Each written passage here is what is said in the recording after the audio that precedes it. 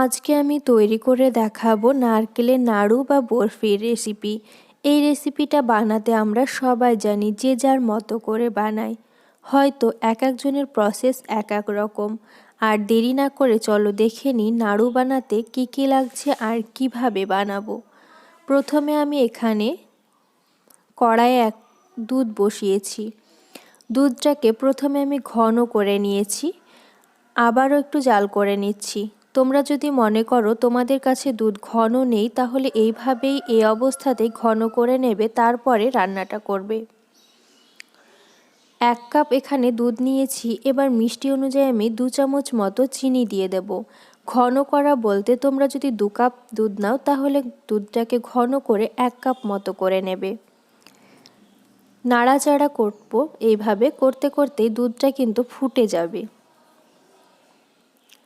দুধটা ফুটে গেছে, ঠিক এই অবস্থায় আমি এলাচ গুঁড়ো করা দিয়ে দিলাম।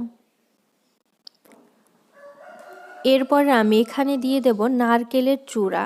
এটা আমি অনলাইন থেকে পারচেস করেছি। তোমরা যদি মনে করো বাড়িতে যে নারকেল হয় সেই নারকেল কোরানোটা দিয়েও বরফিটা তৈরি করতে পারো।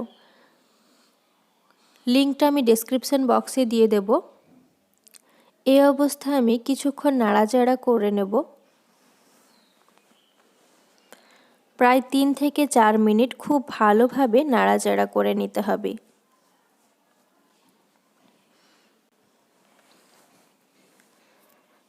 ভালোভাবে নাড়াচাড়া করে শক্ত হয়ে যাবে, তখনই এটা নামিয়ে নিতে হবে। অনেকটাই শক্ত হয়ে গেছে দেখো। ঠিক এই অবস্থায় আমি 1 চিমটি ফুড কালার জলে গুলে আমি দিয়ে দিয়েছি।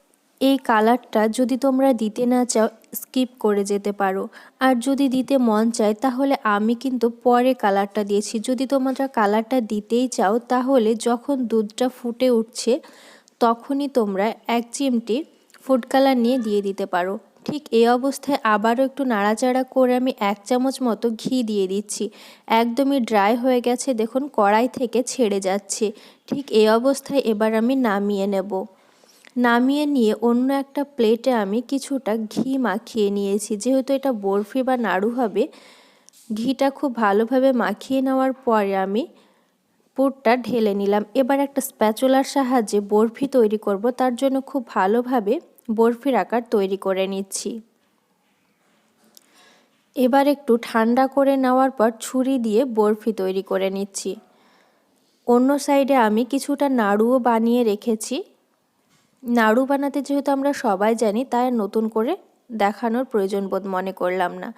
তৈরি হয়ে গেল নারকেলের নাড়ু ও বরফির রেসিপি। আশা করি ভিডিওটা তোমাদের ভালো লাগবে। যদি ভালো লেগে থাকে তাহলে লাইক করবে, শেয়ার করবে, কমেন্ট বক্সে জানাবে। আরও নতুন নতুন ভিডিও পেতে আমার চ্যানেলটিকে সাবস্ক্রাইব করবে।